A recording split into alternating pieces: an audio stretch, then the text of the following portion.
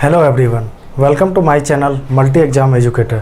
जैसा कि आपको पता हुआ है कि हम लोग एसएससी सीएचएसएल 2019 के प्रीवियस ईयर पेपर कर रहे हैं। शिफ्ट नंबर 3 और 2 के हो चुके हैं 11 जुलाई के। तो चलिए आज हम स्टार्ट करने जा रहे हैं 11 जुलाई शिफ्ट नंबर 1 के सारे क्वेश्चन क्वांटिटेटिव एप्टीट्यूड के। तो चलिए आज का पहला प्रश्न आपके स्क्रीन के ऊपर ये रहा। The platform of a station 400 metre long start exactly where the last span of a bridge 1.2 kilometer long ends. How long will a train 200 meter long and traveling at the speed of 72 km per hour to cover the distance between the starting point of the span of the bridge and the far end of the platform? तो चलिए प्रश्न में क्या कह रहा है कि एक प्लेटफॉर्म है जो कि 400 मीटर लॉन्ग है। उसके बाद क्या है, यहाँ से स्टार्ट हो जा रही है, एक ब्रिज स्टार्ट हो जा रही है जो कि 1.2 किलोमीटर का है। क्वेश्चन में दिया गया है ये कितना है, 1.2 किलोमीटर का। इसे मीटर में बदलेंगे तो 1000 से मल्टीप्लाई करेंगे तो कितना आ जाएगा, 1200 मीटर। उसके बाद क्या कह रहा है कि एक ट्रेन है, ट्रेन की लंबाई कितनी दी गई है, 200 मीटर दी गई है और इसकी स्पीड कितने की दी गई है, 72 किलोमीटर पर आवर। तो इसे हम मीटर पर सेकेंड में अगर चेंज करेंगे तो कितना हो जाएगा, 72 इंटू 5/18 से मल्टीप्लाई करना पड़ेगा मीटर पर सेकेंड में चेंज करने का। तो ये कितने 4 से कट जाएगी तो 20 मीटर पर सेकेंड इसकी हो जाएगी स्पीड। तो अब मुझे क्या निकालना है कि एक ट्रेन है जो कि स्टार्टिंग यहाँ से होती है प्लेटफॉर्म की, और जो ये ब्रिज जहाँ पे है ये ख़त्म होती है, और इसका जो ट्रेन का जो है लास्ट वाला एंड यहाँ पर कितने देरी में क्रॉस करेगा। ट्रेन का जो लास्ट वाला मान लेते हैं ये ट्रेन है, तो ये ट्रेन का जो लास्ट पोर्शन है ये कितने देरी में इसको क्रॉस करेगा, कितना टाइम लगेगा इसको यहाँ से यहाँ तक क्रॉस करने में। और ट्रेन की लंबाई कितनी दी गई है, 200 मीटर दी गई है क्वेश्चन में। तो चलिए निकालते हैं टोटल कितनी हो गई है, डिस्टेंस कितनी हो गई है। पहले फॉर्मूला आपको पता होगा, distance equal to speed into time होता है। तो डिस्टेंस कितनी हो गई, 400, 1200, 200, तो कितनी हो गई 1800। उसके बाद स्पीड कितनी दी गई है, 20 मीटर पर सेकेंड, क्योंकि सब मीटर में ही यूनिट सबको सेम करना है। और टाइम निकालना है मुझे, तो यहाँ से टाइम कितना आ जाएगा, ये 2 से कट जाएगा तो ये कितनी आ जाएगी 90 मिनट, सॉरी 90 सेकेंड, ये 90 सेकेंड आ जाएगा टाइम। तो यहाँ से कितना आ गया 1 minute 30 second is the right answer. अब next question, The article having mark price ₹900 was sold for ₹648 after 2 successive discount. The first discount was 20%. What was the percentage rate of the second discount? तो चलिए देखते हैं mark price कितना दिया गया है। Mark price दिया गया है 900, उसे बेचता है कितना है आफ्टर 2 सक्सेसिव डिस्काउंट में, उसे इसका एसपी कितना है 648, लेकिन दो सक्सेसिव डिस्काउंट है। एक डिस्काउंट कितना है, फर्स्ट डिस्काउंट परसेंट कितना है 20% है, और सेकेंड मुझे निकालना है। तो चलिए कैसे कर सकते हैं, एक तो फॉर्मूला होता है जब भी सक्सेसिव डिस्काउंट परसेंट हो तो क्या होता है formula, first discount percent plus second discount percent minus first into second upon 100। ये होता है एक फॉर्मूला। इससे भी जा सकते हैं।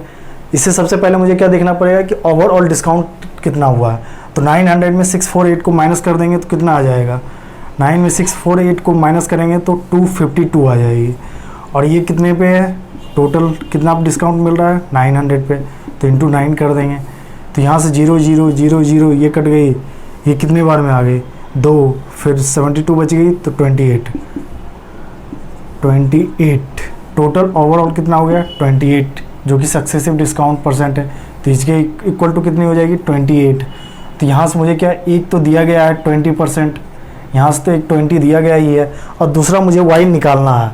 तो अब हम कैसे निकाल सकते हैं, ऑप्शन के थ्रू जाके चेक करके कि कहाँ पे वैल्यू ये सेटिस्फाई होकर 28 आ रही है। सबसे ऑप्शन नंबर ए में क्या दिया गया है, 5 दिया गया है। तो 20 + 5 करेंगे 25 हो जाएगा, से 20 + 5 माइनस 20 इंटू 5 अपॉन 100। तो यहाँ से करेंगे तो ये 100 कट जाएगी तो ये 25 आ जाएगी। तो यहाँ से ये वैल्यू आ नहीं सकती है। सेकेंड ऑप्शन में क्या दिया गया है, 15 दिया गया है। तो चलिए यहाँ से 15 देखते हैं। तो 20 + 15 -20 इंटू 15 अपॉन 100। यहाँ क्या आ गई 300 आ गई, यहाँ से अपॉन 100 होगी, तो यहाँ से 3 बची, यहाँ कितनी होगी 20 35 -3, तो ये कितने आ गए 32। तो ये भी नहीं सेटिस्फाई करे। अब नेक्स्ट ऑप्शन में देखें क्या है दिया गया है, अब दिया गया है 10 दिया गया है, तो 20 + 10 -20 इंटू 10 अपॉन 100 ये हो गया। तो यहाँ से हम देखेंगे क्या आ रहा है, ये 0 0 0 0 कैंसिल हो गया, तो यहाँ से 30 -20 सॉरी 20 नहीं 2, तो भी यहाँ से कितना 28 आ गई, ये वैल्यू सेटिस्फाई कर रही है। तो मेरा सेकंड डिस्काउंट परसेंट क्या हो जाएगा, किस पे वैल्यू सेटिस्फाई किया है 10 पे, तो y की वैल्यू कितनी हो जाएगी 10, तो सेकंड डिस्काउंट परसेंट की वैल्यू क्या हो गई 10। ये ऐसे हो गया। नहीं तो आप ऐसे भी एक सॉल्व कर सकते हैं दूसरे मेथड से, सेकंड मेथड से। वो क्या है कि आपको सबसे पहले मान लेते हैं कि कितना मार्क प्राइस 900 मार्क प्राइस दिया गया आपको। सबसे पहला डिस्काउंट आपको क्या दिया गया 20%। इसे फ्रैक्शन में लिखेंगे तो क्या आएगा 1/5 आएगा। तो 5 में से 1 का डिस्काउंट दे दिया गया है, तो कितना बचा 4/5। और सेकेंड का मान लेते हैं x मान लेते हैं कि जो देंगे, तो वो कितने में देंगे डिस्काउंट 100 में। कोई भी चीज़ को डिस्काउंट देते हैं तो 100 पे ही देते हैं, तो 100 - x/100 is equal to overall discount होने के बाद कितना में बेच रहा है 648। चलिए यहाँ सॉल्व करते हैं। 0 से 0 कैंसिल, 5 से 18 हो गया, ये कितना आ गया 72 into 100 - x/10 is equal to 648। अब 72 से इसको डिवाइड करेंगे, 648 को कितने बार में जा रही है, ये 9 बार में जा रही है, तो ये 9 बार में चला गया। तो यहाँ से कितना आ गया 100 - x इज इक्वल टू 90, तो x बराबर कितना आ गया 100 - 90 इज इक्वल टू 10%। तो आप दोनों मेथड से कर सकते हैं जैसा आपको अच्छा लगे। चलिए अब नेक्स्ट क्वेश्चन की ओर चलते हैं। चलिए अब क्वेश्चन में क्या दिया गया है, E purchase 2 articles for ₹200 and 300 respectively and sold at a gain of 5% and 10%। What was is overall gain percentage.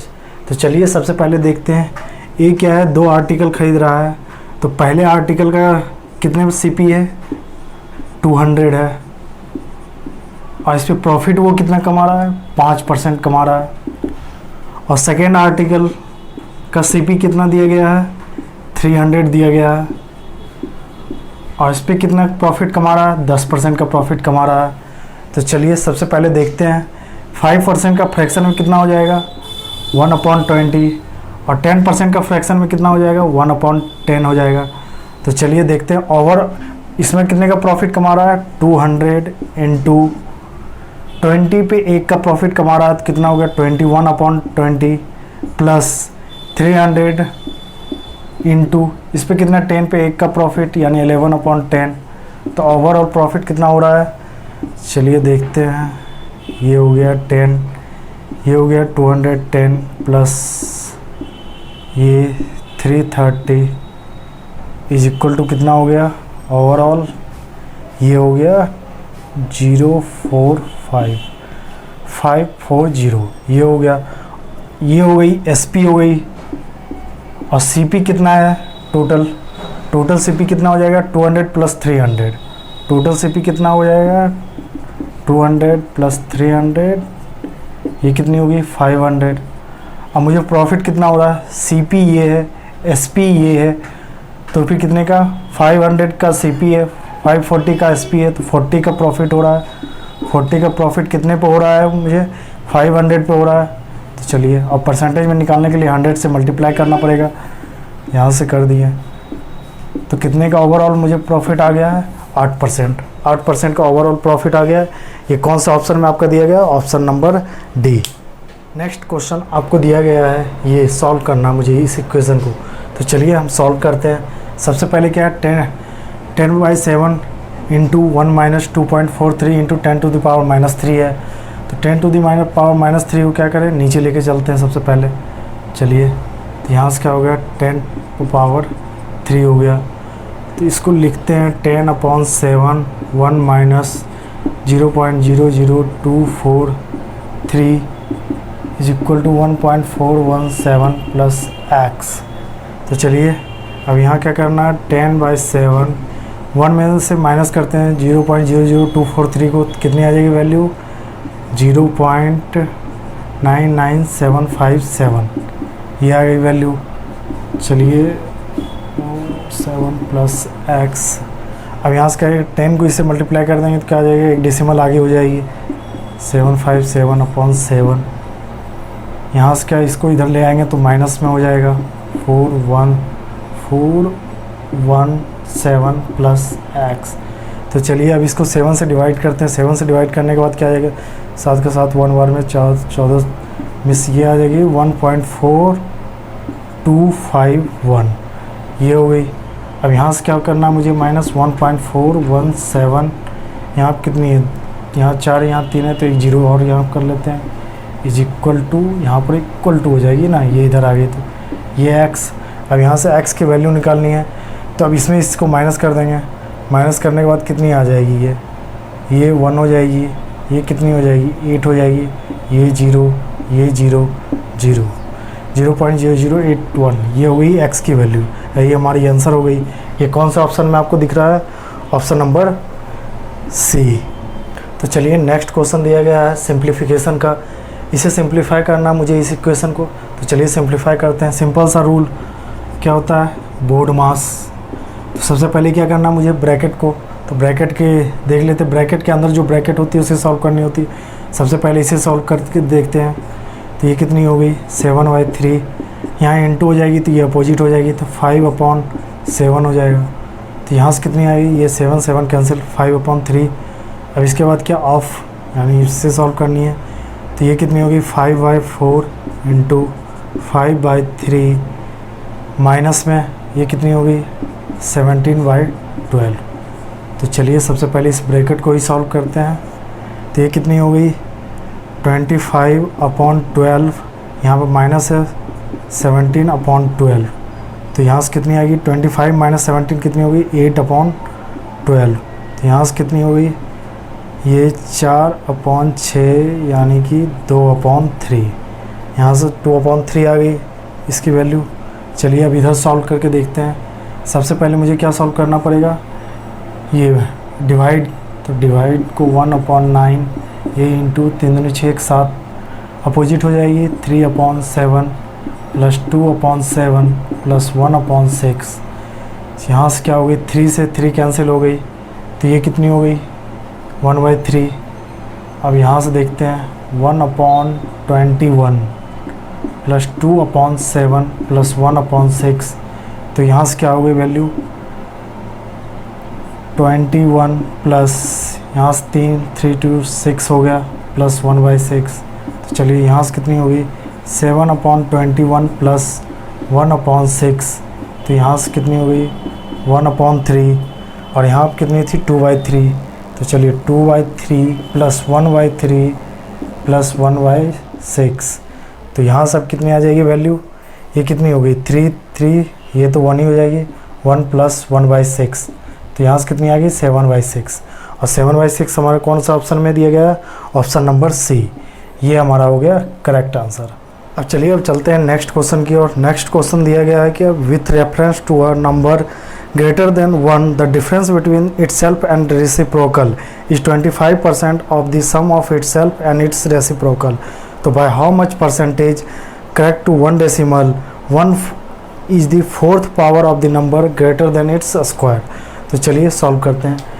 Question में बोल रहा है क्या कि कोई एक नंबर है जो कि ग्रेटर देन 1 है। तो चलिए ग्रेटर देन 1 ले लिए, और ये कह रहा है क्या कि वो नंबर खुद नंबर और उसका रेसिप्रोकल का डिफरेंस, इसके रेसिप्रोकल का डिफरेंस किसके बराबर है, 25%। 25% को फ्रैक्शन में क्या लिखेंगे, 1/4।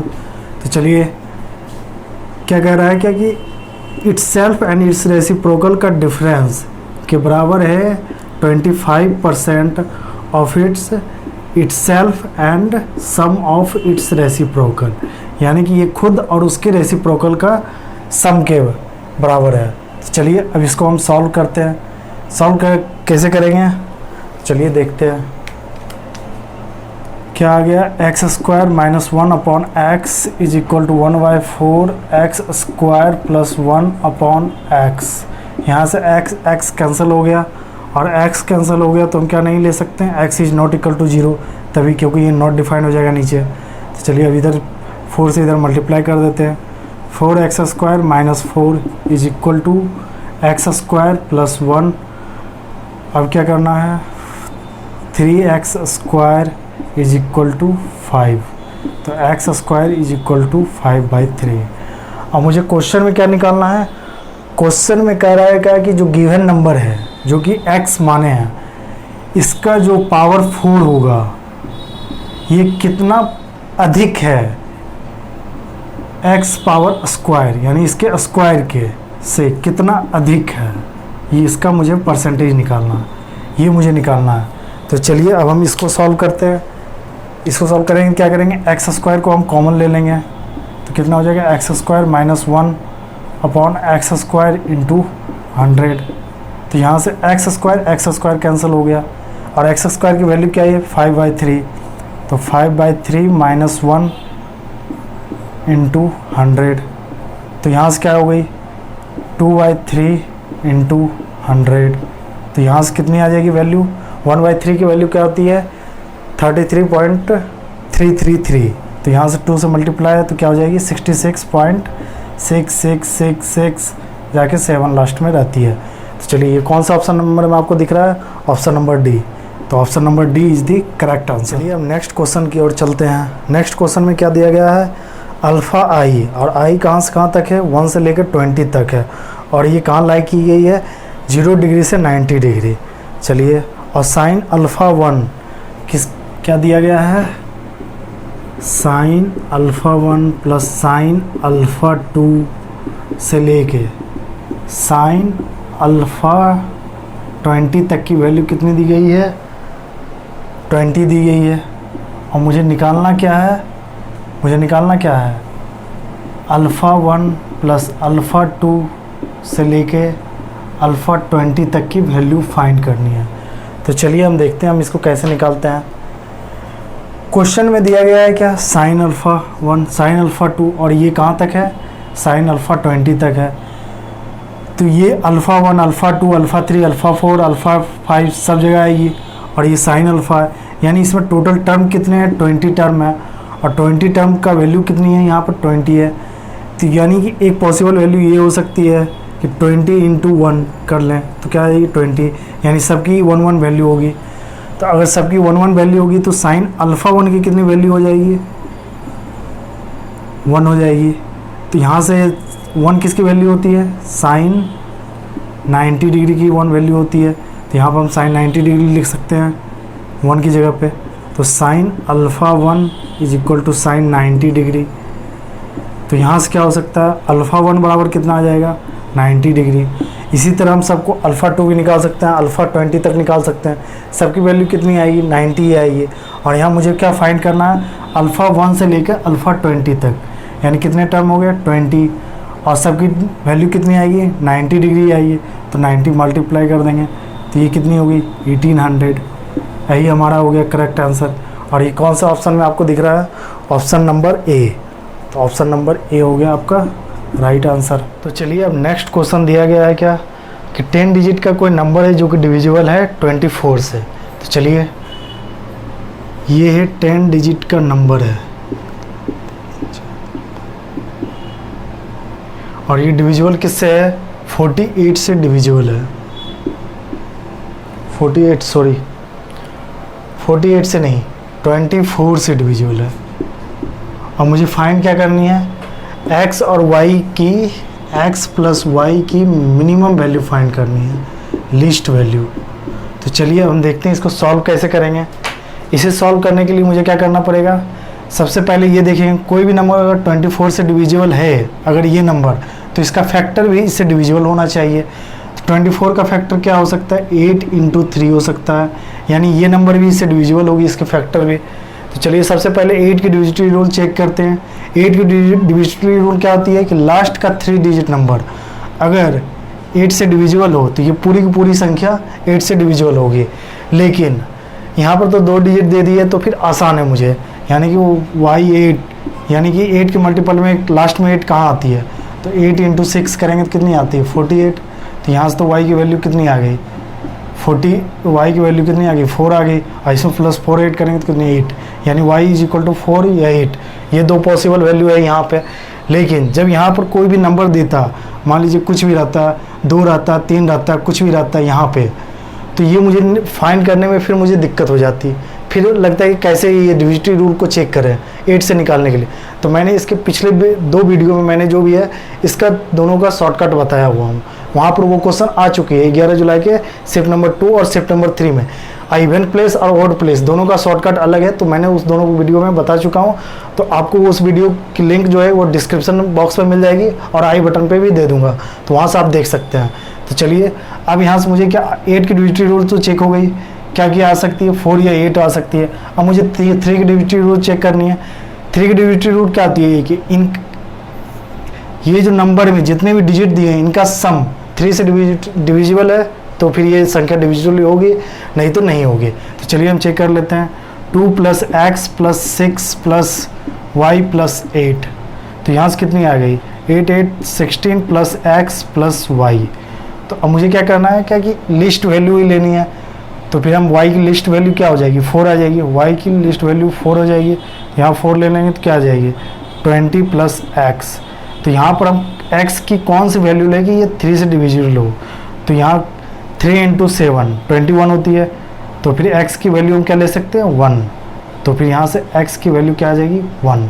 तो x + y की वैल्यू मुझे फाइंड करनी है, तो x + y कितनी हो गई 4 + 1 दैट इज 5। ये हमारा कौन सा ऑप्शन में है, ऑप्शन नंबर ए। तो ऑप्शन नंबर ए हो गई करेक्ट आंसर।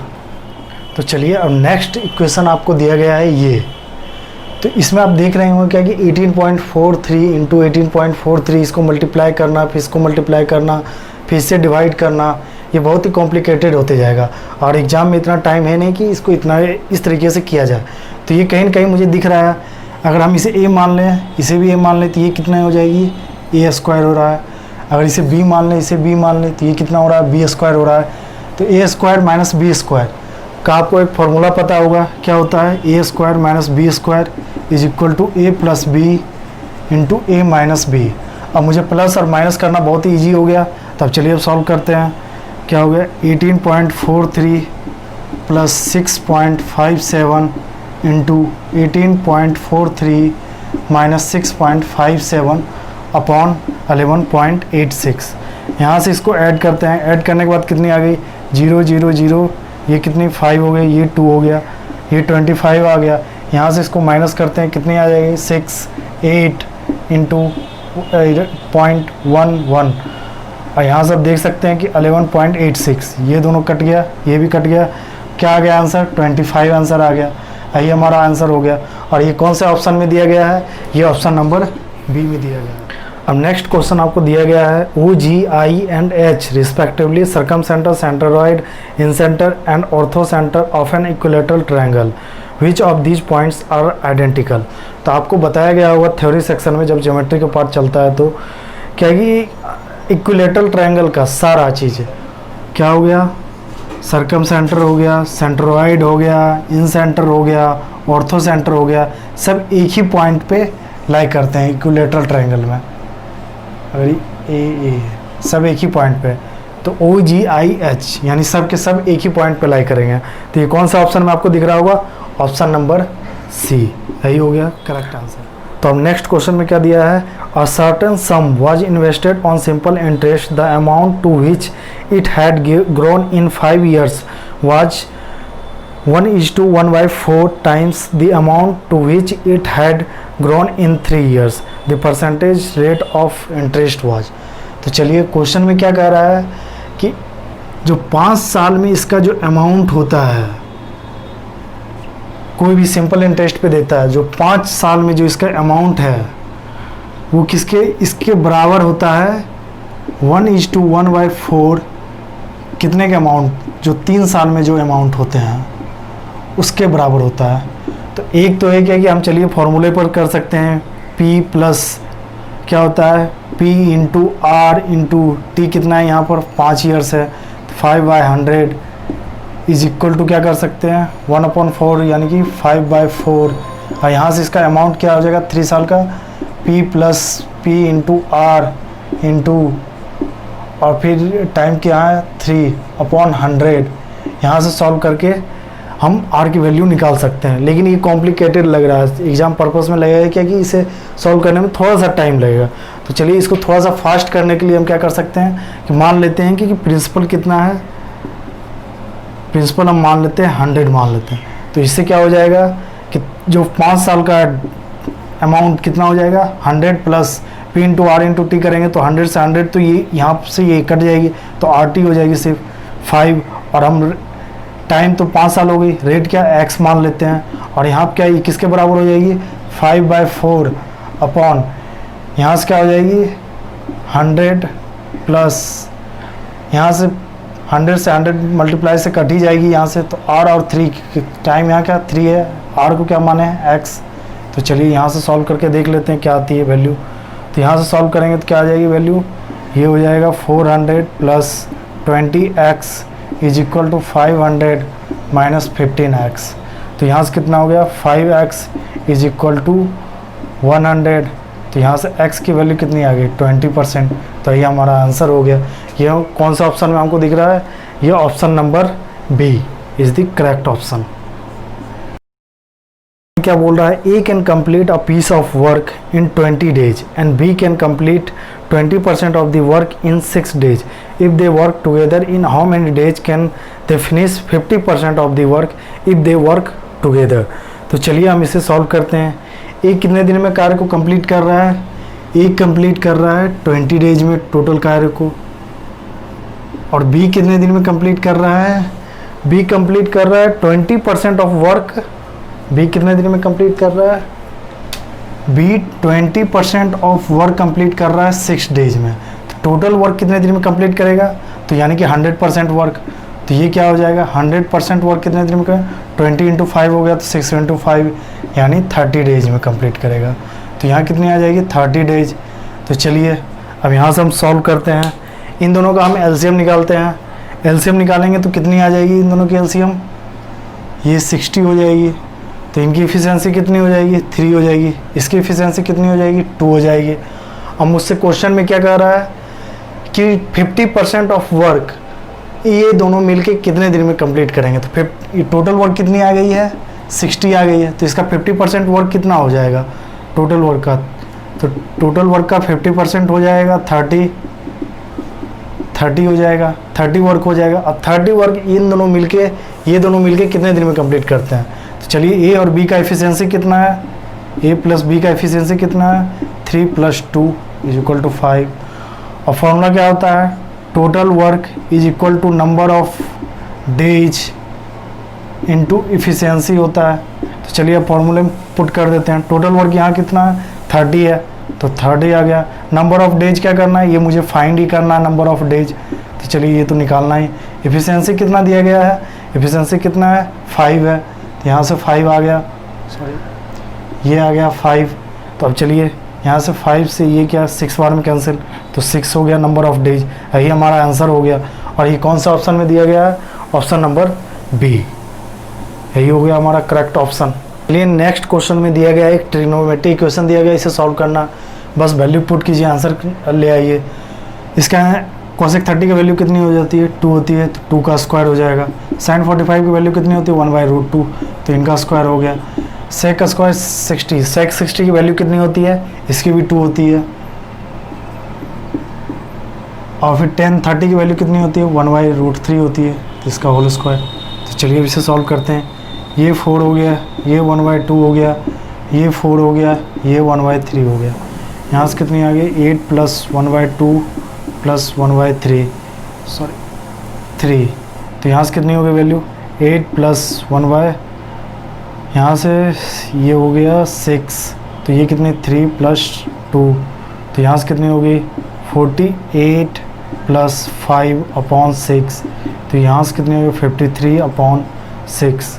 तो ये कौन सा ऑप्शन में है, ऑप्शन नंबर ए।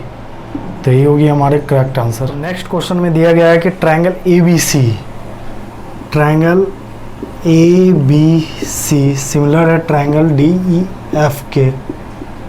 और क्या दिया गया है कि इन दोनों का जो पेरीमीटर है, इनका पेरीमीटर क्या है 64, इसका पेरीमीटर कितना है 48 है दिया गया है। और मुझे फाइंड क्या करना है, ए बी फाइंड करना है। ए बी की वैल्यू मुझे निकालनी है और डी की वैल्यू दी गई है 9 सेंटीमीटर। तो चलिए अब हम फाइंड करते हैं। आपको पता होगा कि जब कोई भी ट्रायंगल सिमिलर हो तो उनकी करस्पॉन्डिंग साइड्स का रेशियो बराबर होता है और उनके पेरीमीटर के भी रेशियो का भी बराबर होता है। तो चलिए देखते हैं, ए बी अपॉन डी इनका रेशियो इन दोनों के पेरीमीटर के रेशियो के भी बराबर होता है। चलिए इनका कितना पेरीमीटर 64 दिया गया है, इसका 48 दिया गया। चलिए डी की वैल्यू दी गई है 9 सेंटीमीटर, मुझे क्या ए बी निकालनी है। चलिए इनको सिंपलेस्ट फॉर्म में कर देते हैं। कितनी हो जाएगी, 8 बार में जाएगी तो ये 8 हो गई, ये 8 बार से जाएगी तो फिर 6 हो गई, ये कितनी होगी 4, ये 3, ये इतनी आ गई और 3 से ये 3 बार में चली जाएगी। तो ए बी की वैल्यू कितनी आ गई 12 सेंटीमीटर। और ये हमें कौन से ऑप्शन में दिया गया, ऑप्शन नंबर सी, यही हमारा करेक्ट ऑप्शन है। अब नेक्स्ट क्वेश्चन देखते हैं। नेक्स्ट क्वेश्चन दिया गया है एक, ये इक्वेशन दिया गया है अलजेब्रिक इक्वेशन, इसे हमें सॉल्व करना है और यहाँ से x की वैल्यू फाइंड करनी है। तो अब यह तो सबको एक्सपेंड करें फिर उसके बाद निकाले वैल्यू, तो ये तो पॉसिबल नहीं है एग्जाम में इतनी बड़ी वैल्यू को एक्सपेंड करना फिर निकालना। तो चलिए कहीं न कहीं मुझे क्या दिख रहा है कि ये होल क्यू है, ये भी होल क्यू है, ये भी होल क्यू है और यहाँ पर भी यही टर्म है, जो टर्म है ये भी वही टर्म है, लेकिन यहाँ अलग टर्म है। तो मुझे एक फॉर्मूला याद आया, इसको देख के क्या आया, a q plus b q plus c q minus 3abc is equal to 0 होता है एक फॉर्मूला। लेकिन यहाँ देख रहे हैं ये तो ठीक है, चलिए सेम है, ए है यहाँ पर भी ए है, बी है तो ये भी बी सेम है, सी है, सी यहाँ पर 4 माइनस 2x है, लेकिन यहाँ पे क्या है x माइनस 2 है, तो ये कहीं न कहीं नहीं मिल रही। और यहाँ 3 है, माइनस का 3 है, लेकिन यहाँ प्लस 6 है।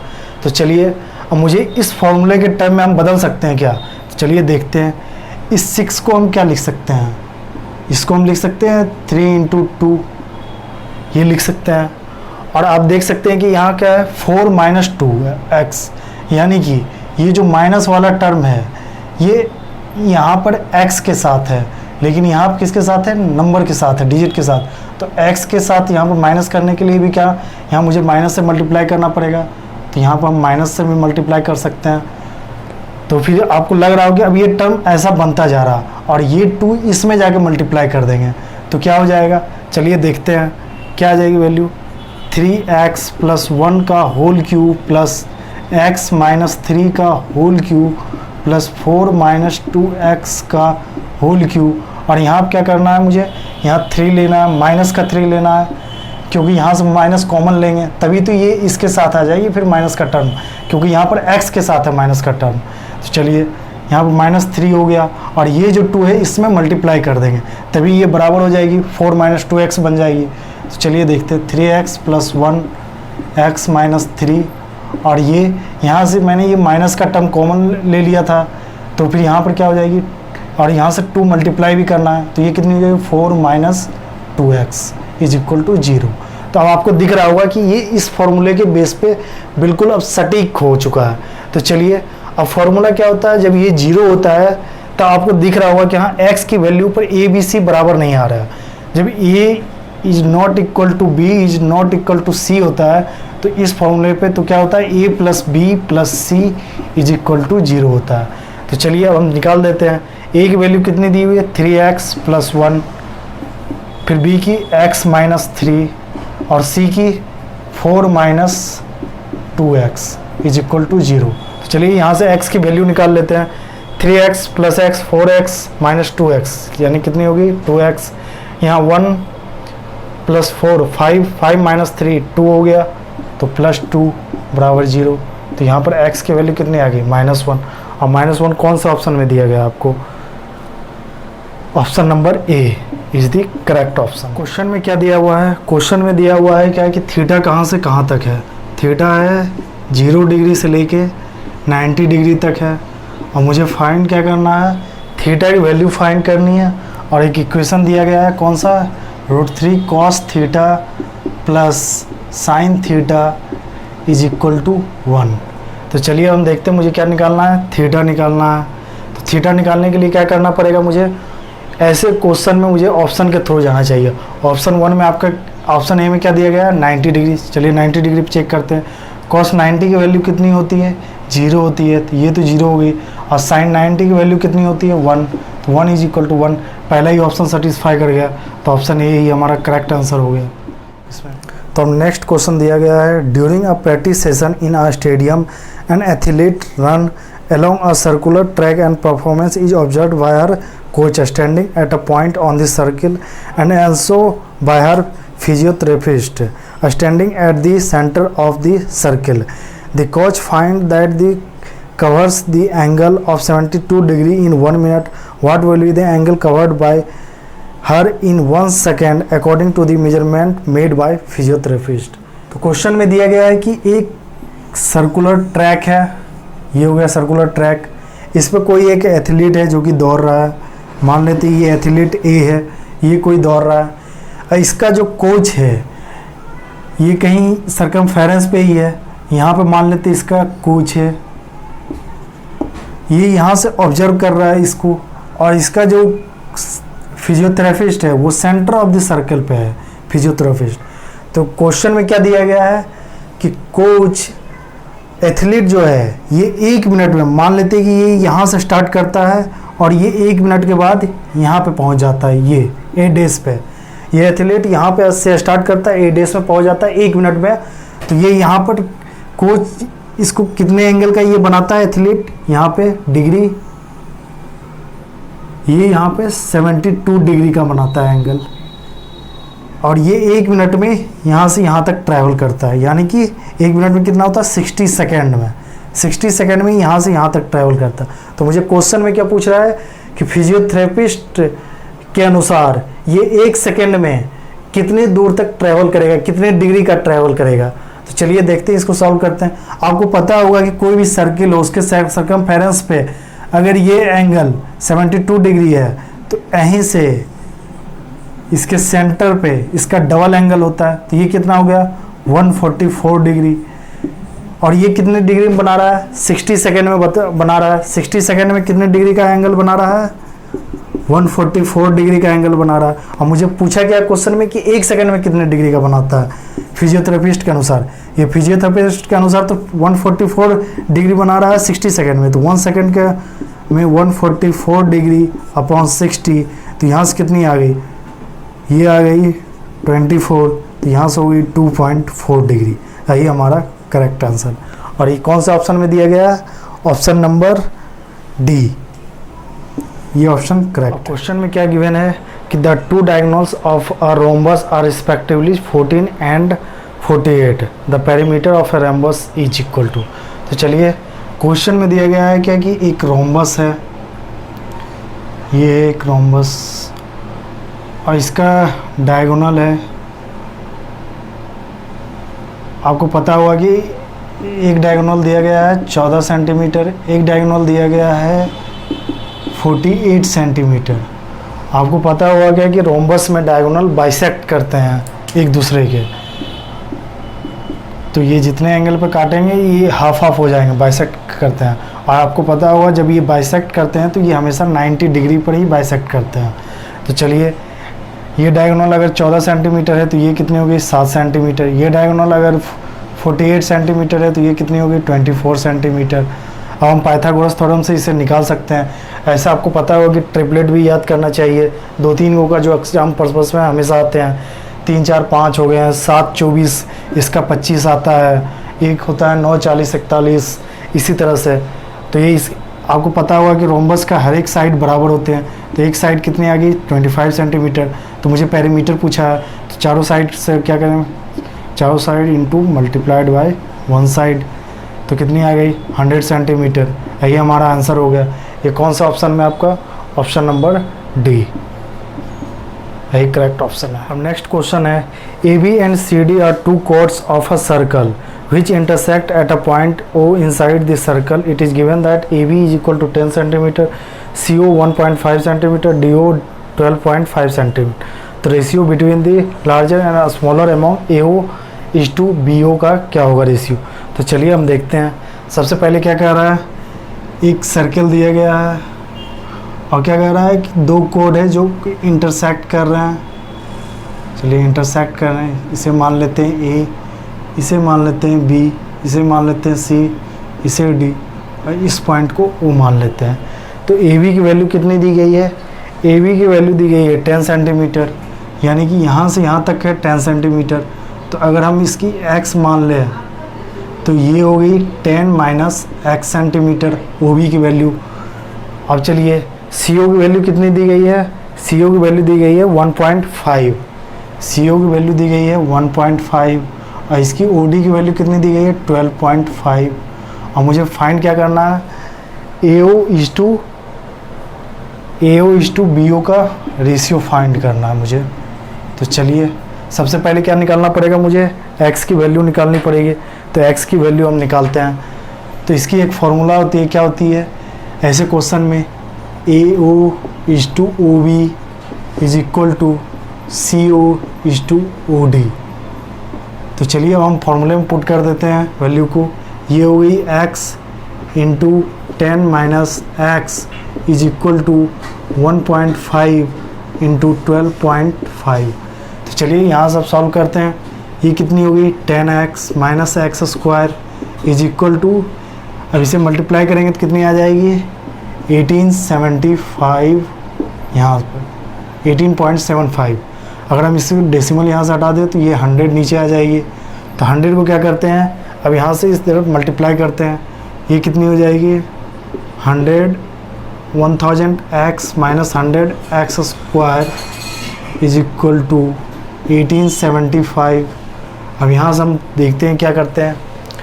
यहाँ से अगर हम इस तरीके से लिख लें इसको, x स्क्वायर को आगे कर लिया जाए तो ये माइनस से मल्टीप्लाई कर दे तो क्या आ जाएगी, ये माइनस 1000x और ये इधर आएगी माइनस हो जाएगी, लेकिन माइनस माइनस प्लस हो जाएगी 1875 इज इक्वल टू 0। अब चलिए अब क्या किया जाए यहाँ से, अब यहाँ से हम देख सकते हैं क्या कि 25 से डिवाइड किया जा सकता है, सब के सब डिवाइड है। तो यहाँ से 25 से डिवाइड करेंगे तो ये 4x स्क्वायर, ये कितनी आ जाएगी, ये 40 आ जाएगी और ये कितनी बार में हो जाएगी, ये 75, ये हो गया। अब यहाँ सब सॉल्व करते हैं। ये कितनी होगी 75 इंटू 4 300। तो अब 300 को कैसे लिख सकते हैं, 4x square minus 30x minus 10x plus 75 is equal to 0।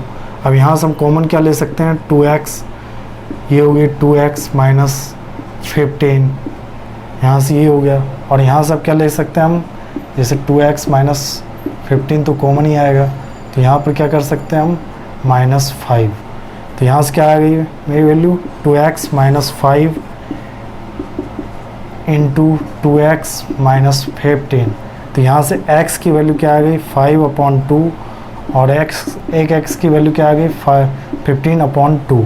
तो मुझे क्या कह रहा है, लार्जर साइड कह रहा है AO, यानी AO है जो आपका लार्जर साइड कहा जा रहा है एकदम से क्वेश्चन में।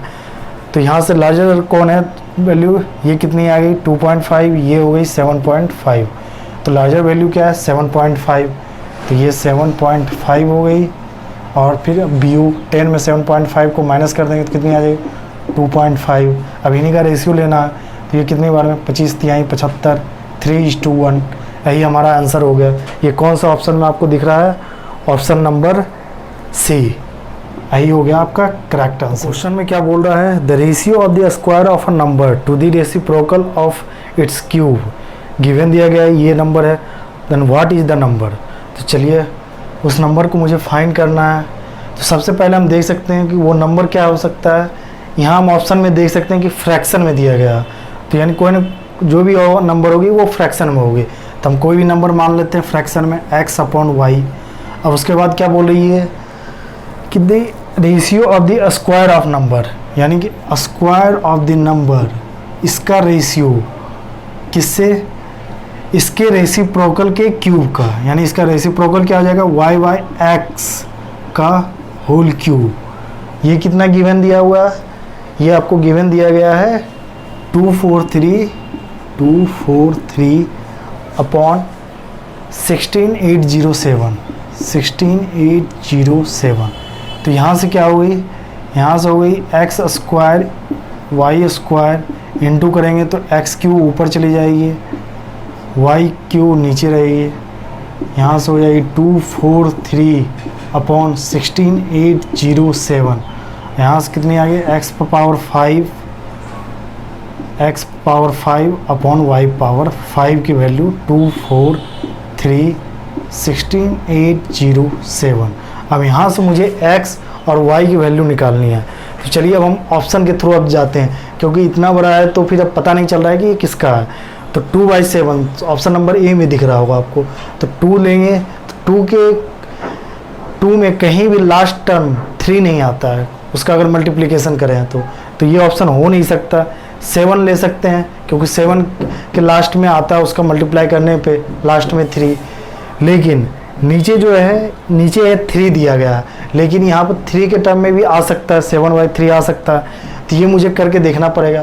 लेकिन 7 49 इंटू 7 कितनी होती है, 343। तो ये तो यहीं गलत हो गया, तो ये ऑप्शन हो नहीं सकता। तो चलिए अब 3 का देख सकते हैं। 3 के टर्म में लास्ट में 3 आता ही है, हाँ, और 7 के टर्म में ये भी 7 आता है, और इसके नीचे है 5 वाला टर्म, तो 5 हो नहीं सकता। तो ये ऑप्शन नंबर सी ही होगा, 3/7। यही हो गया हमारा आंसर। चलिए यही हो गया करेक्ट ऑप्शन हमारा, ऑप्शन नंबर सी।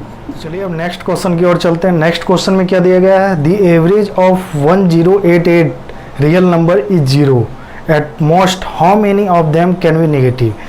यानी यहाँ बोल रहा है क्या कि 1088 नंबर हैं जिसका एवरेज कितना है, 0 है। तो इसमें मैक्सिमम कितनी वैल्यू नेगेटिव हो सकती है। तो यानी कि 1088 नंबर कुछ भी हो सकता है, ए बी सी डी कुछ भी हो सकता है, ई एफ कुछ भी मान सकते हैं यहाँ तक। लेकिन इसमें मुझे क्या फाइंड करना है कि मैक्सिमम कितनी वैल्यू इसमें नेगेटिव हो सकती है। तो ये तो पॉसिबल हो सकती है ना कि 1087 नंबर का जो भी सम हो वो कितनी हो सकती है, x हो सकती है, -x हो सकती है, और जो 1088 नंबर हो वो सिर्फ अकेला ही +x हो सकता है। तो इसका एवरेज कितना आ जाएगा, 0 आ जाएगा। तो यानी कि मैक्सिमम कितनी हो सकती है नेगेटिव वैल्यू, 1087। बस यही हो गया हमारा आंसर। तो 1087 कौन सा ऑप्शन में, ऑप्शन नंबर डी, यही करेक्ट ऑप्शन है डी। तो चलिए अब आपके स्क्रीन के ऊपर अब ग्राफ वाला क्वेश्चन आ गया। तो चलिए ग्राफ का क्वेश्चन को देखते हैं। The full marks for a paper is 300, the breakup of the marks into theory, practical and project. यानी कि x क्या है, ये थ्योरी है, ये क्या है, प्रैक्टिकल है, ये प्रोजेक्ट है ग्रीन वाला। चलिए फिर उसके बाद कंपोनेंट्स ऑफ इवैल्यूएट 6:5:4। यानी कि टोटल कितने मार्क्स का है, टोटल मार्क्स है कितने का, 300 का। और एक्स वाई जेड का रेशियो में कितने मार्क्स में बटा हुआ है, तो ये कितने मार्क्स में बटा हुआ है, 6:5:4 की रेशियो में। तो देखते हैं 6:5:4 की रेशियो में, तो ये कितनी हो गई, 6 4 10, यानी कि 15 यूनिट की कितनी है, 300। तो 1 यूनिट की कितनी आ गई, 20 आ गई। तो अब x यानी कि जो थ्योरी वाली मार्क्स है, थ्योरी वाली मार्क्स में टोटल कितने मार्क्स की हो जाएगी, 20 × 6, यानी कितनी है, ये 6:5:4 के रेशियो में है मार्क्स। तो थ्योरी में कितनी है, 6, तो 20 × 6 कितनी हो गई, 120। अब y में कितनी की वैल्यू, तो 5 × 20 यानी कि 100 सॉरी। और z की कितनी है, 4 यूनिट, तो 4 × 20 यानी कि 80। तो चलिए अब हम देखते हैं किस तरीके से सॉल्व करते हैं क्वेश्चन आगे। अब कह रहा है कि in order to pass one has to score 40%, 50% and 50% respectively in x y z. यानी कोई भी स्टूडेंट तभी पास होगा जब इसमें कितने मार्क्स ले आए, 40%, इसमें कितने 50%, और इसमें कितने मार्क्स ले आए, 50%। तो इनका 40% कितना हो जाएगा मार्क्स, तो ये हो जाएंगे 48। इसका 50% 50 हो जाएगा, इसका 50% 40 मार्क्स हो जाएगा। उसके बाद क्या कह रहा है, एंड 60% इन एग्रीगेट, यानी कि ओवरऑल 60% मार्क्स भी होना चाहिए। यानी दो कंडीशन हो गई, एक तो टोटल मार्क्स का 60%, इसका 60% कितना हो जाएगा, 300 का 60% यानी कि 180। अब कोई भी स्टूडेंट को दो कंडीशन सेटिस्फाई करना होगा, एक तो सबसे पहले ये वाला कंडीशन सेटिस्फाई करना पड़ेगा पास होने के लिए, कंडीशन 1, और ये हो गया सेकेंड कंडीशन, ये सेकेंड कंडीशन भी सेटिस्फाई करना पड़े, यानी कि उसको एक्स वाई जेड सब्जेक्ट में 48, 50, 40 मार्क्स होना चाहिए और ओवरऑल 120 मार्क्स या उससे अधिक होना चाहिए। चलिए पहला क्वेश्चन क्या कह रहा है कि how much percentage marks more than B and C scored in practical. तो प्रैक्टिकल कौन सा है मेरा, रेड कलर में प्रैक्टिकल, ये है रेड कलर में। इस टोटल कितना मार्क्स है प्रैक्टिकल का, ये वाई है रेड कलर में, और इसका टोटल मार्क्स कितना है, 100 मार्क्स का है। तो चलिए हम देखते हैं कितना एकदम से बी और सी ने स्कोर किया है। बी ने कितना स्कोर किया है, 100 मार्क्स में से कितना स्कोर किया है, बी ने 50 मार्क्स स्कोर किया है। तो यही होगी, ये परसेंटेज भी होगी 50%। और फिर सी ने कितना स्कोर किया, सी का देख लेते हैं, सी ने कितना किया 80। तो यानी कि 100 में 80 मार्क्स का स्कोर किया उसने, तो 100 में ही परसेंटेज निकलता है, तो ये 80% मार्क्स स्कोर किया। अब ये पूछ रहा है क्या कि सी ने कितना अधिक किया है बी से परसेंटेज में, तो सी ने कितना किया अधिक, 80%, ये 50%, तो इन दोनों का डिफरेंस कितना है 30%, तो 30% अधिक किया है सी ने। तो कौन से ऑप्शन में है, ऑप्शन नंबर बी, यही हो गया हमारा आंसर। तो नेक्स्ट क्वेश्चन क्या है, arrange the student B C D according to the ascending order of the aggregate marks scored by them. तो चलिए एग्रीगेट मार्क्स किसके द्वारा कितना एकदम से लिया आया है, तो बी का कितना मार्क्स आया पहले टोटल देख लेते हैं, 50 + 50 30 130 आया। सी का कितना मार्क्स आया टोटल, 70 80 60 कितना हो गया 210। डी का कितना आया टोटल मार्क्स, 80 70 30 यानी 100 + 80 180। अब एग्रीगेट मार्क्स निकालने के लिए क्या करना पड़ेगा, अपॉन टोटल मार्क्स इंटू 100 करना पड़ेगा, और मुझे असेंडिंग ऑर्डर में अरेंज करना है इसे। तो एग्रीगेट परसेंट और फिर ये जो मार्क्स जो आए टोटल सबका, ये तो दोनों सेम ही रहना है, तो परसेंटेज भी निकालने के लिए और उतना करने की ज़रूरत ही नहीं है, इसी से अरेंज कर लेते हैं असेंडिंग ऑर्डर में। किसका सबसे कम आया है असेंडिंग ऑर्डर में, सबसे छोटी वैल्यू बी की कम है, फिर उसके बाद किसकी कम है, डी की कम है, फिर उसके बाद किसकी कम है, सी, यानी कि बी डी सी ऑर्डर होना चाहिए। ये कौन से ऑप्शन में है, ऑप्शन नंबर ए हो गया, ऑप्शन नंबर ए ही हो गया करेक्ट आंसर। नेक्स्ट क्वेश्चन देखते हैं क्या बोल रहा है, what is the average marks of the student in theory. तो थ्योरी कौन सी है, ये ब्लू कलर वाली थ्योरी है। तो चलिए इनका student A B C D सबका एवरेज निकालना है। तो एवरेज कैसे निकालेंगे, सबसे पहले सबका सम कर देंगे मार्क्स का, इसका कितना 60 + 50 + 70 + 80 अपॉन कितने ना टोटल नंबर ऑफ स्टूडेंट है 4। तो यहाँ से ये होगी। अब इनका एकदम से ऐड कर देते हैं, ये कितनी होगी 260 अपॉन 4। तो यहाँ से कितनी आ गई, ये हो गई 130 अपॉन 2 यानी कि 65। 65 कौन से नंबर में ऑप्शन है, ऑप्शन नंबर बी, यही हो गया हमारा करेक्ट ऑप्शन। नेक्स्ट क्वेश्चन की ओर चलते हैं। नेक्स्ट क्वेश्चन में क्या बोल रहा है, who among the student could not pass. तो पास होने की कंडीशन क्या है, पास होने की कंडीशन है क्या कि कंडीशन 1 है क्या कि इसमें 40% होना चाहिए, यानी 48 मार्क्स, थ्योरी में प्रैक्टिकल में 50 और प्रोजेक्ट में कितने होने चाहिए 40 मार्क्स। ये मिनिमम मार्क्स होना चाहिए, इससे ज़्यादा हो सकता। और एग्रीगेट मार्क्स कितना होना चाहिए 180 मार्क्स होना चाहिए। तो चलिए सबसे पहले स्टूडेंट ए का चेक करते हैं। स्टूडेंट ए का मार्क्स थ्योरी में कितना है 48 से ज़्यादा है 60 है, चलिए सही है। प्रैक्टिकल में कितना है 70 है, 50 से भी ज़्यादा सही है। 40 से ये प्रोजेक्ट में भी 40 से ज़्यादा है 50 है, चलिए सही है। अब इनका एग्रीगेट मार्क्स देखते हैं, 60 + 70 + 50 ये कितना आ गया 180। तो 180 एग्रीगेट मार्क्स भी आ रहे, यानी कंडीशन 1 और कंडीशन सेकेंड सेटिस्फाई कर रहा है, तो यानी कि स्टूडेंट ए पास होगा। अब चलिए अब देखते हैं सेकेंड स्टूडेंट का और बी है स्टूडेंट बी का। इसमें कितने इसको 48 मार्क्स चाहिए थी, थ्योरी में 50 है, चलिए इसमें 50 मार्क्स चाहिए, इसमें भी 50 है, सही है।